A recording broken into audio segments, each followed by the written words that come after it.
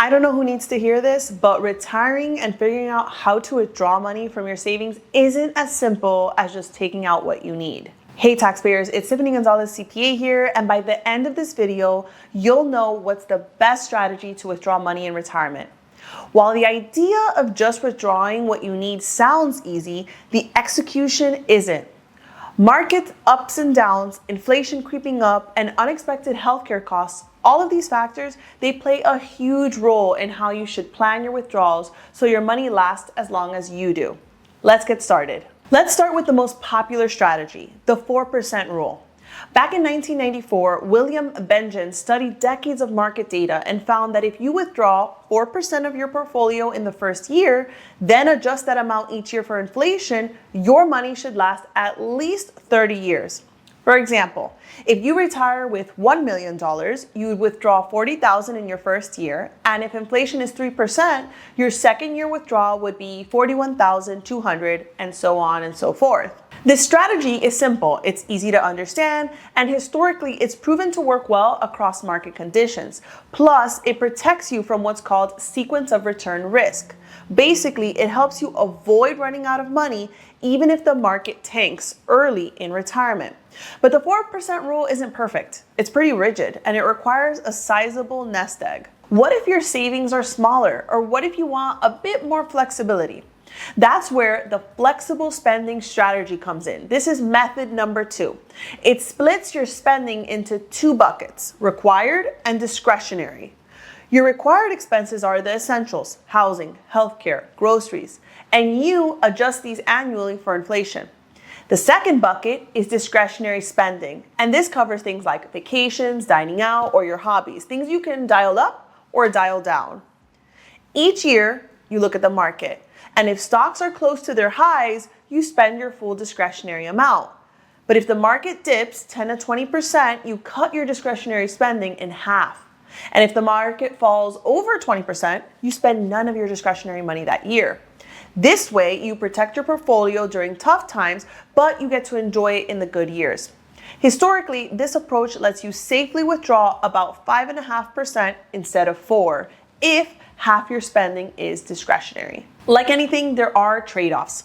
Some years you might have to cut back, and I know that cutting back can be really hard, but in return, you get more spending power overall. Next up is the guardrail strategy, which is a dynamic way to adjust your withdrawals based on how your portfolio performs. You set upper and lower guardrails on your portfolio value, and if your portfolio grows above the upper guardrail, you increase your withdrawals.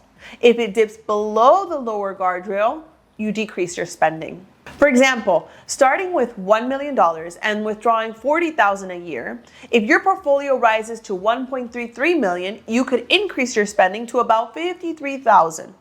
But if your portfolio falls to $800,000, you would reduce withdrawals to $32,000. This approach helps you stay flexible, preserving your money during downturns while allowing more spending during good times.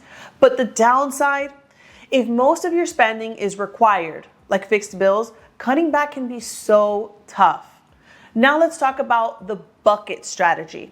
Here, you divide your money into buckets based on when you'll need them: short-term, medium-term, and long-term. The short-term bucket covers your living expenses for the next few years, invested very safely in cash or short-term bonds. The medium-term money is invested in a balanced mix of stocks and bonds for spending a few years down the road. The long-term bucket is mostly stocks, aiming for growth decades into retirement. This strategy matches your investments to your spending needs, providing the peace of mind because your immediate expenses are protected from the market swings.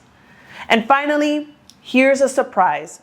What most retirees actually do is simpler than all of this. Most retirees simply never spend their principal. They live off of the income their investments generate, like dividends, interest, Social Security, and they leave the original savings untouched.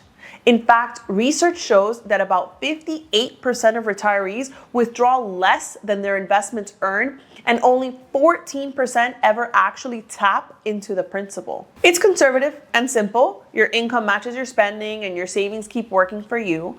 So what really is the best withdrawal strategy for you? And the truth is, there isn't just one.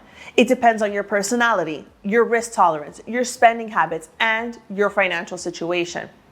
If you want simplicity, maybe the 4% rule or never spend the principal is your style. If you want flexibility, you can try the flexible spending or the guardrails method.